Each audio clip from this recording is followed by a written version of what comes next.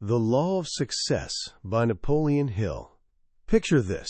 You're a struggling young writer scrambling to pay your bills when you land an interview with Andrew Carnegie, one of the wealthiest, most influential men of his era. The steel magnate, an empire builder. You're hoping for maybe 15 minutes of his time if fortune smiles on you. But something unexpected happens. As you begin talking, the old titan leans forward, drawn in by something he sees in you. Minutes stretch into hours. The interview transforms into a 3-day immersion at his estate. And then, as those 3 days come to a close, this man who built an empire from nothing makes you an offer that will reshape not just your life, but the lives of millions to come. He tells you, "I believe success can be taught. It can be organized into a philosophy that anyone can learn and apply. I've spent my life discovering these principles. Now, I'm going to open every door for you. I'll introduce you to the most successful people alive. Henry Ford, Thomas Edison, John D. Rockefeller. Your mission is to study them, understand their methods, and distill everything into a complete philosophy of achievement. It will take 20 years of your life. I won't pay you a salary. Only cover your expenses and provide those introductions. You have 60 seconds to decide." What would you say? The young man facing that choice was Napoleon Hill. He said yes in 29 seconds. Carnegie later revealed that if Hill had taken the full minute, he would have withdrawn the offer. Someone who can't make a decision quickly, Carnegie believed, can't be trusted to see it through. That single decisive yes launched a 20-year quest. Napoleon Hill devoted his life to uncovering the universal laws that govern success. He didn't just study it.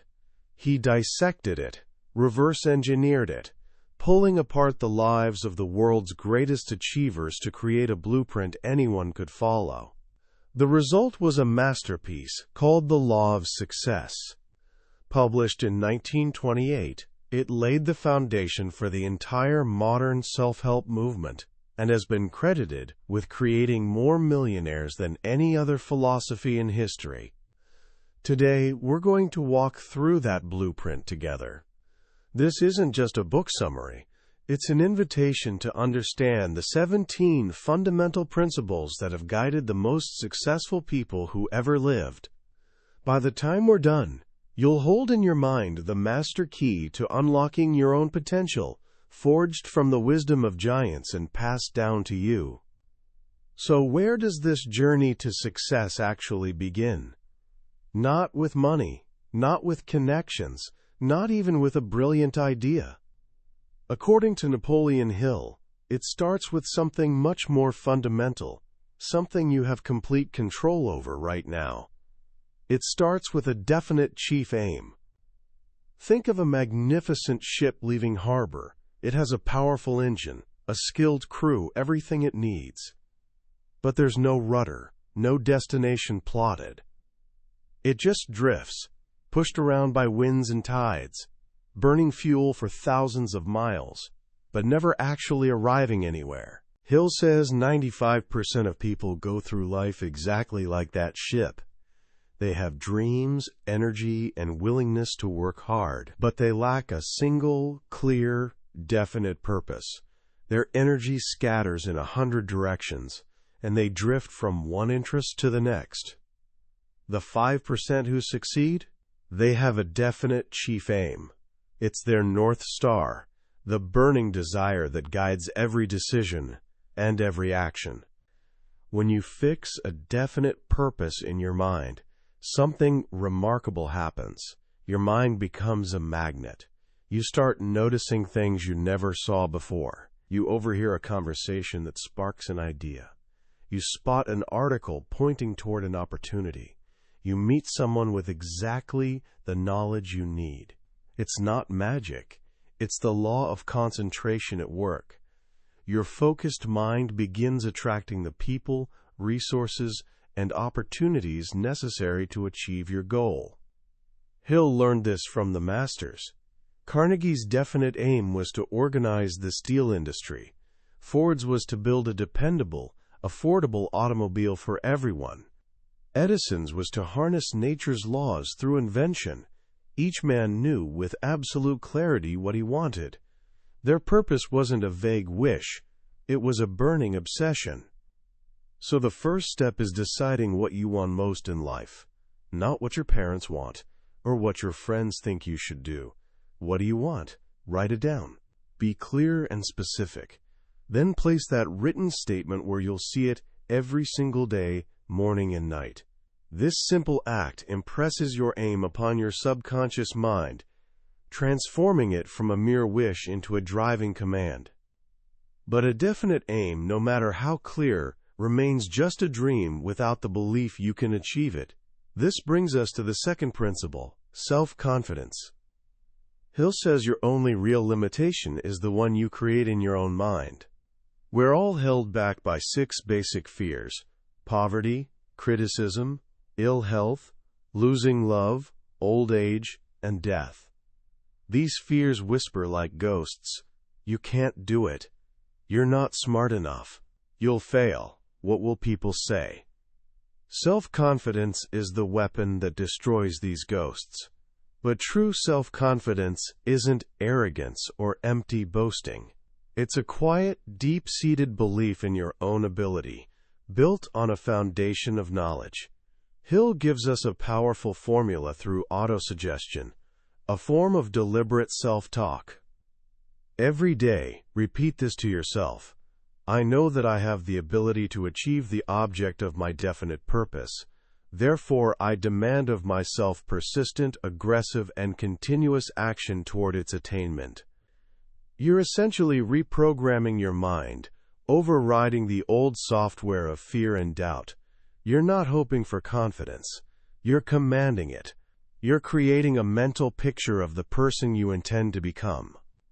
Think about the young salesman who attended a lecture on self-confidence and decided to put it to the ultimate test. He made a list of 12 merchants in his town known as impossibilities, the ones every other salesman had failed to sell. Before making a single call, he repeated to himself, "You will purchase advertising space from me before the end of the month." He walked into those stores not with timid hope, but with quiet assurance. He sold 3 on the first day. By week's end, 2 more. He kept visiting the last holdout every single morning for a month. On the final day, the merchant finally asked, "Why have you wasted your time on me?"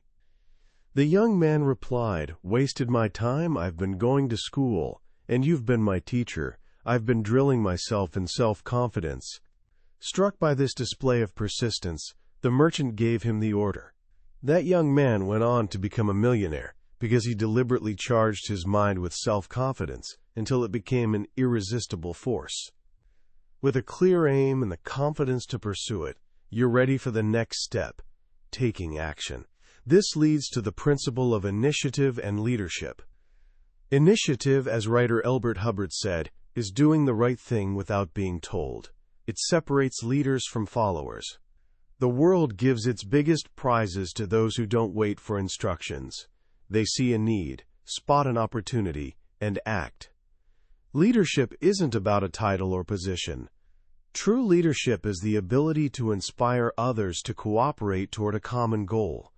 It's never forced, it's earned, and it begins with initiative. Consider how Hill secured $25,000 in capital when he had nothing as collateral. He wanted to start a school for advertising and salesmanship. He had the curriculum but no money, and he knew banks would turn him away. So he used initiative. He identified a struggling business college facing stiff competition. Instead of asking for a loan, he proposed an alliance. You need a competitive edge. I have a one-of-a-kind course that will bring new students to your door. Let me establish my school as a department within your college. Use your credit to fund the advertising, and we'll pay it back from tuition fees. Once the department pays for itself, it becomes mine to run independently. Everyone won. The college got a powerful new offering that crushed its competition, and Hill got his $25,000 worth of credit. He didn't wait for an opportunity. He created one by thinking about others' needs. This is the essence of leadership.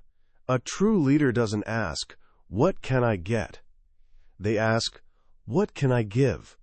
How can I create a plan where everyone benefits?" This kind of thinking requires the workshop of the human mind, imagination. Most people think of imagination as something for children or artists, daydreaming and fantasy. But Hill saw it as the most critical, practical tool for success. Imagination is where all plans are created. It's the faculty that lets you take old ideas and reassemble them into new combinations. Clarence Saunders was a grocery clerk earning $20 a week. One day, standing in a cafeteria line with a tray, waiting to serve himself, his imagination kicked into high gear. He took that simple self-service idea from the cafeteria and applied it to a grocery store. In that moment, the Piggly Wiggly concept was born, the world's first self-service grocery store. Saunders wasn't an inventor. He was a connector of ideas. His imagination bridged two separate worlds and made him a millionaire. This is what Hill calls creative vision, the ability to see what isn't there yet. It's seeing a great railway system where there's only empty desert, as James J. Hill did. It's seeing a world lit by electricity when everyone else uses gas lamps, as Edison did. Your imagination is the only thing in the world you have absolute control over. No one can stop you from dreaming, planning, or seeing in your mind's eye the person you want to become and the life you want to live. This is where you build your blueprints. Now, with a clear purpose, unwavering confidence, the drive of initiative, and the creative power of imagination, you've built a powerful inner engine. But how do you fuel it? How do you give it the energy to overcome obstacles and inspire others? The answer is enthusiasm. Enthusiasm isn't just an emotion, it's a state of mind. It's the vital force that turns a boring task into an exciting challenge. Hill compared it to steam in a locomotive. Without it, you're a cold, inert machine. With it, you're an unstoppable force. And here's the most powerful thing. Enthusiasm is contagious. When you speak with genuine enthusiasm, people don't just hear your words. They feel the conviction in your voice, see the light in your eyes, sense the energy radiating from you. It bypasses logic and speaks directly to emotions, making people want to believe in you and your vision. Billy Sunday, the famous evangelist, wasn't a great theologian, but he was a master of enthusiasm. He could move an entire stadium because he spoke from a heart on fire. A great salesperson doesn't just sell a product, they sell their enthusiasm for it. But what if you don't feel enthusiastic? Hill says you can create it. Enthusiasm is born from your definite chief aim. When you're working towards something you deeply desire, enthusiasm comes naturally. Even if your current job isn't your ultimate goal, you can generate enthusiasm by seeing it as a stepping stone toward your chief aim. However, unbridled enthusiasm can be as destructive as a wildfire. It needs a balance wheel. That balance wheel is self-control. Self-control is the ability to direct your thoughts and emotions, rather than being directed by them. It's the mark of a disciplined mind. Someone who has mastered self-control doesn't fly into rage at every slight, or get swept away by gossip or discouraged by temporary setbacks. They're the calm center of the storm. Hill tells a powerful story from his own life. He had a misunderstanding with his office building janitor, who started turning off the lights on him as a prank.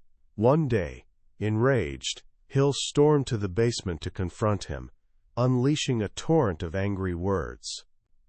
When he finally ran out of breath, the janitor, calm as could be, just smiled and said, "Why, you're just a little bit excited this morning, ain't you?" In that moment, Hill was completely defeated. He, the student of philosophy, had been bested by a man who couldn't read or write, but had perfect mastery over his emotions. Humiliated, Hill returned to his office, but he knew what he had to do. He went back down and apologized. The janitor graciously accepted. That incident was one of the most important turning points of Hill's life. It taught him that no one can control others until they first control themselves. When you refuse to be drawn into another person's anger, you retain all the power. You think with your own mind, not react with their emotions. Self-control allows you to think clearly under pressure. It prevents rash decisions based on fear or pride. It's the quiet, steady hand on the rudder keeping you on course toward your definite chief aim, no matter how turbulent the waters. So we've built the inner person: purpose, confidence, initiative, imagination, enthusiasm, and self-control. Now, how do we present this person to the world? This leads to one of the most practical principles: developing a pleasing personality. A pleasing personality isn't about being born with good looks. It's a cultivated quality, an attractiveness radiating from within. It's a personality that draws people to you, makes them want to help you, and opens doors that would otherwise stay closed. What's the secret? Simple yet profound. Take a genuine interest in other people. Hill illustrates this with a story about an elderly woman who came to his office. He was busy and assumed she was just another book salesperson. But as he approached her, she gave him the most wonderful, genuine smile he'd ever seen.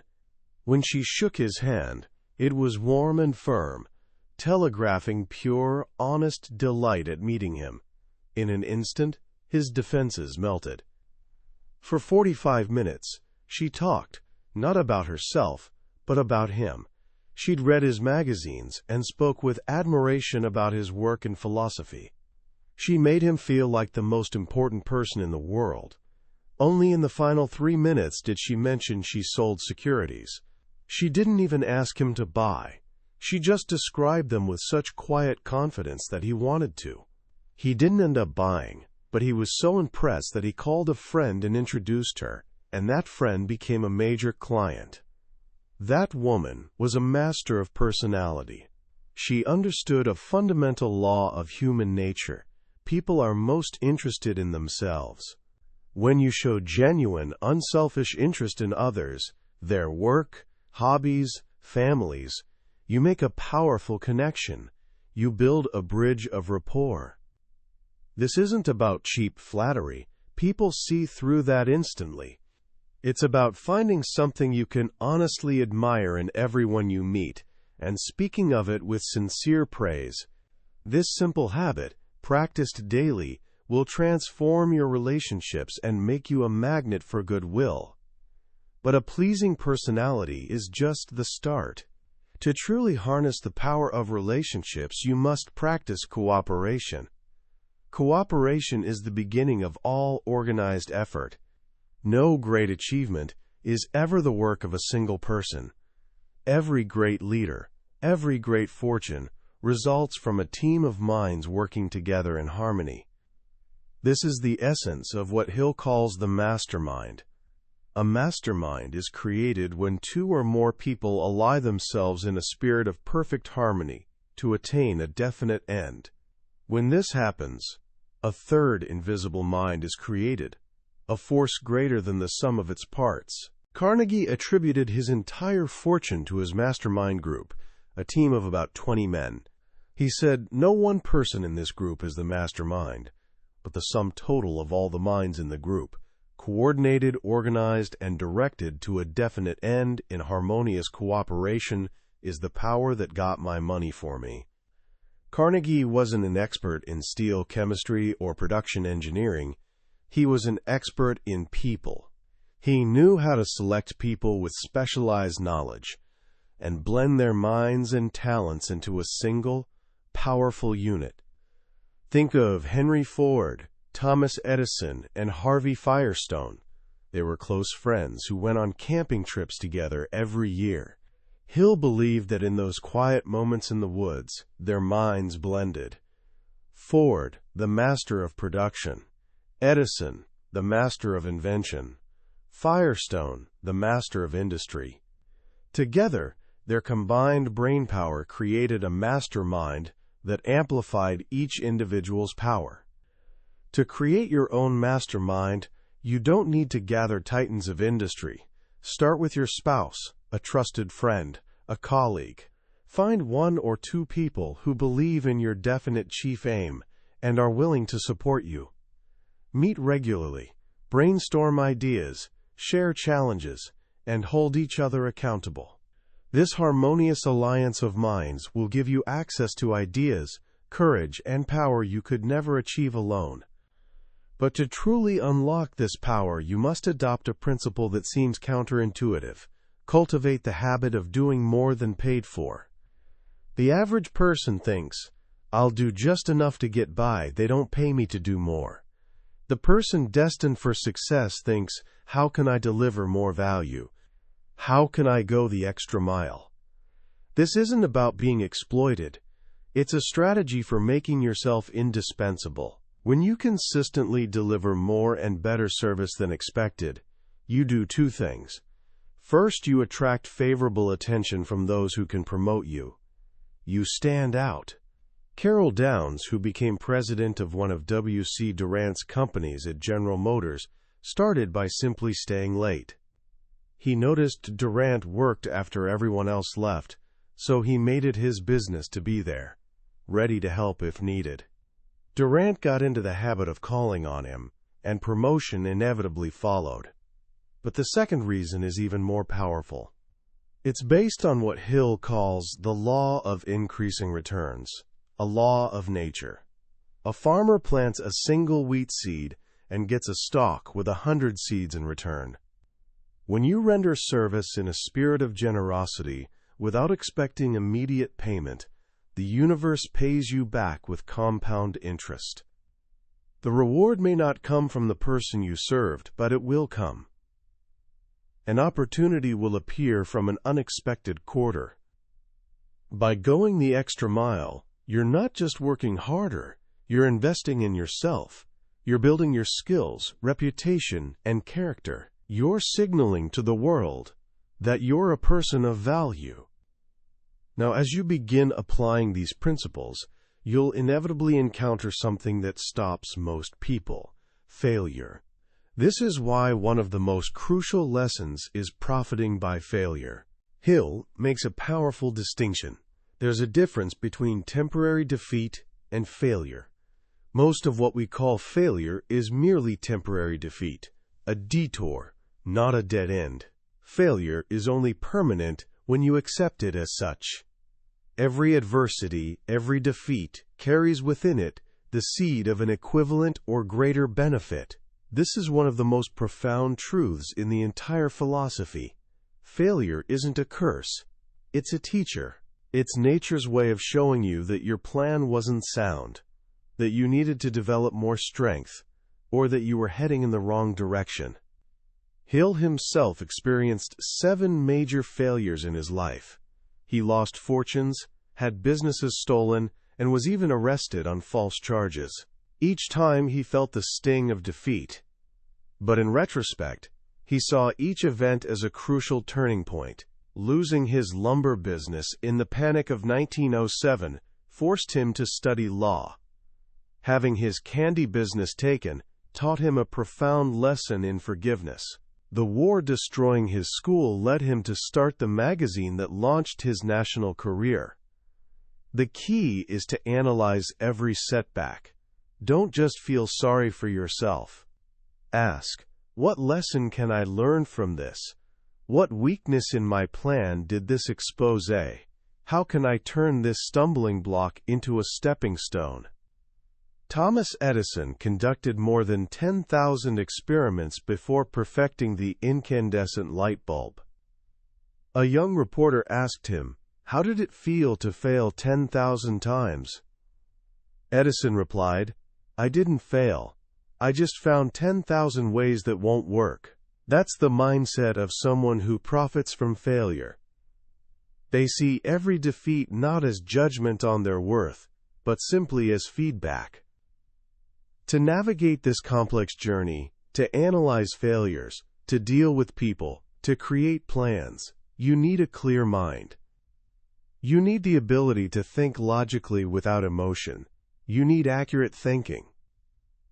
Accurate thinking is the process of separating facts from mere information, then separating those facts into two classes, important and unimportant. We're bombarded with information every day: news, social media, gossip.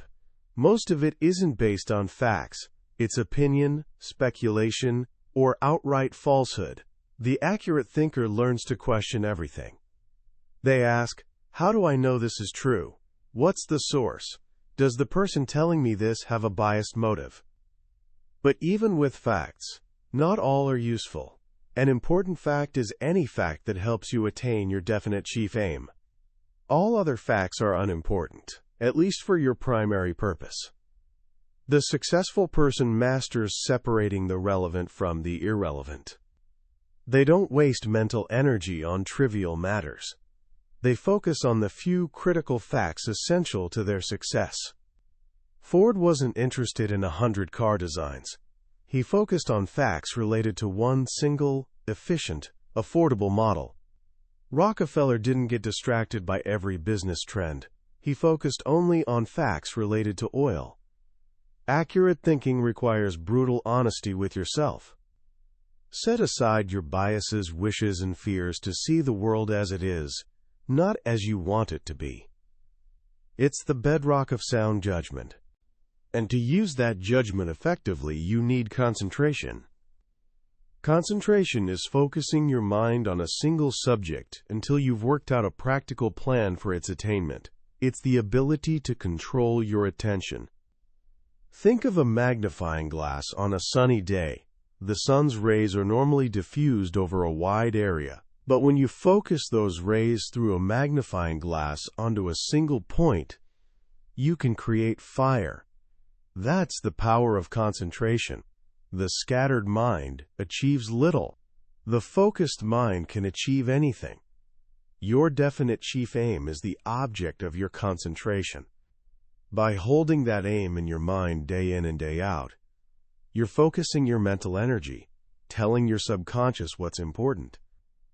Hill provides a powerful technique for developing this skill. Each day, go to a quiet place, relax your body and mind. Then repeat your definite chief aim aloud, and as you do, use your imagination to see yourself already in possession of your goal. Feel the emotions you would feel. If your goal is to be a great speaker, see the audience, hear their applause, feel the confidence in your heart. This act of concentrated visualization programs your subconscious mind to work on your goal and builds a burning desire that fuels your actions. The more you concentrate on your aim, the more real it becomes in your mind, and the more inevitable it becomes in your life. As you move through the world interacting with others, two final principles act as your moral and ethical compass. The first is tolerance. Intolerance is a form of ignorance. It's the closed mind that refuses to consider any viewpoint but its own. Born from prejudice, racial, religious, economic, intolerance creates enemies, closes doors, and limits your ability to think accurately. An accurate thinker cannot be intolerant because they must be open to facts, wherever they come from. A great leader cannot be intolerant because they must understand and work with all kinds of people. Hill tells the story of being introduced to a young man wearing a Knights of Columbus pin.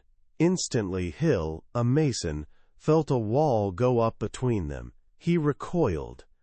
The incident bothered him for days, forcing him to confront a deep-seated prejudice he didn't know he had.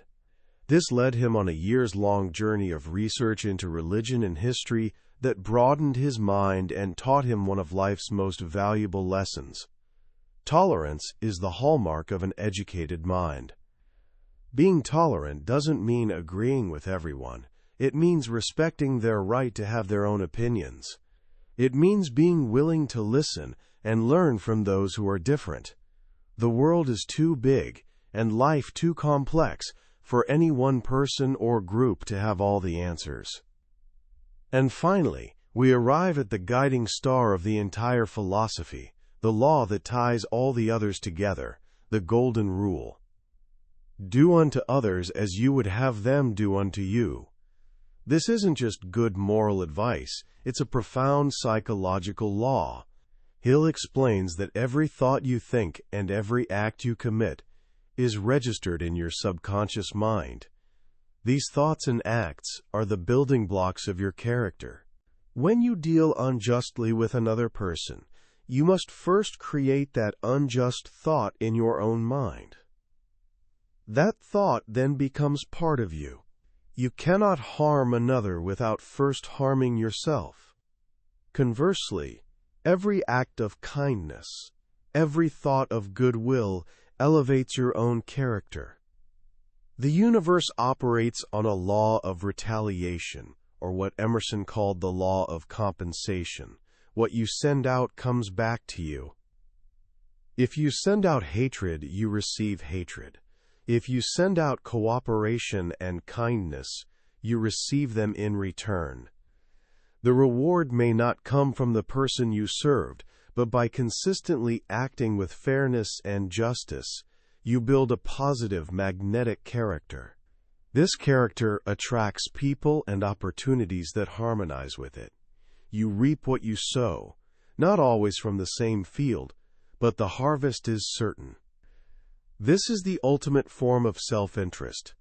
To be good to others is to be good to yourself. To help others succeed is the fastest and surest way to achieve your own success. These 16 principles all operate under one great universal law, the final principle that governs them all, the universal law of cosmic habit force. This is the law that makes all habits permanent. Nature uses it to keep planets in their orbits and seasons in their cycle. An acorn always grows into an oak tree, never a pine. This is cosmic habit force at work. This same law operates on our minds. Any thought or action you repeat over and over becomes a habit. Once that habit is fixed, cosmic habit force takes over and makes it automatic. This is why bad habits are so hard to break, and good habits are so powerful once formed. The entire law of success philosophy is designed to help you consciously create habits that lead to success. Each principle, from your definite chief aim to the golden rule, must become a habit. You must practice them daily through repetition until they become part of your very being. You develop the habit of self-confidence by repeating your affirmations. You develop initiative by consistently doing more than you're paid for. You develop accurate thinking by constantly questioning information sources. At first, this requires immense willpower and self-discipline. You're digging new mental paths. But as you travel them again and again, they become deeper and wider. Eventually, cosmic habit force takes over, and these positive actions become as automatic as breathing. You no longer have to force yourself to be enthusiastic or think accurately. You simply are that person. This is the ultimate secret. You have the power to choose your thoughts. By choosing them consciously and repeating them persistently, you can shape your own habits. And by shaping your habits, you're shaping your destiny, because the universal law of cosmic habit force will take the blueprint of your thoughts and make it your reality. As we step back and look at this vast and powerful philosophy, what's the single most important lesson we can take from Napoleon Hill's life's work? For me, it's the profound and liberating idea that success is not an accident. It's not the result of luck, genius, or being born into the right family. Success is a science. governed by timeless, universal laws as reliable as gravity. And the most beautiful part? These laws are available to every single one of us. Law of Success is more than a collection of good ideas. It's a complete system for personal achievement. It shows us the journey begins within. It doesn't start with changing our circumstances. It starts with changing ourselves. It starts with mastering our own minds. The principles we've discussed, a definite chief aim, self-confidence, initiative, cooperation, profiting by failure, the golden rule, aren't just abstract concepts. They're tools, instruments with which you can sculpt your character, build your power, and design the life you truly want to live. In a world that often feels chaotic and out of control, Hill's philosophy is a beacon of hope. It reminds us that we are the masters of our fate and captains of our souls. We've been given the ultimate power, the power to control our own thoughts, and in that power lies the key to everything else. So how can you begin applying this wisdom in your own life? Starting today, let me offer 3 simple actions. First, and most importantly, take time tonight to define your chief aim. Don't just think about it. Write it down. Be specific. What do you want to achieve in the next 5 years? What kind of person do you want to become? This single act of clarity is the most powerful first step you can take. Second, form a small mastermind alliance. It doesn't have to be formal. Just find 1 or 2 people in your life who believe in you, a friend, family member, mentor. Share your definite chief aim with them. Ask them to hold you accountable, to encourage you when you face setbacks. The power of a supportive alliance is immeasurable. And third, pick 1 principle from this philosophy and make it your focus for the next week. For example, practice the habit of doing more than paid for. Go the extra mile at your job, at school, or at home without expecting anything in return. Or practice the principle of a pleasing personality by making it your mission to find something to genuinely praise in everyone you meet. Just focus on 1 principle and observe the changes it brings, both in your circumstances and within yourself. Napoleon Hill's journey began with a simple question from Andrew Carnegie. Your journey can begin today with a simple decision, the decision to take control of your mind, to define your purpose, and to start building the habits that will carry you toward your dreams. This philosophy is your map. Now it's time to take the first step.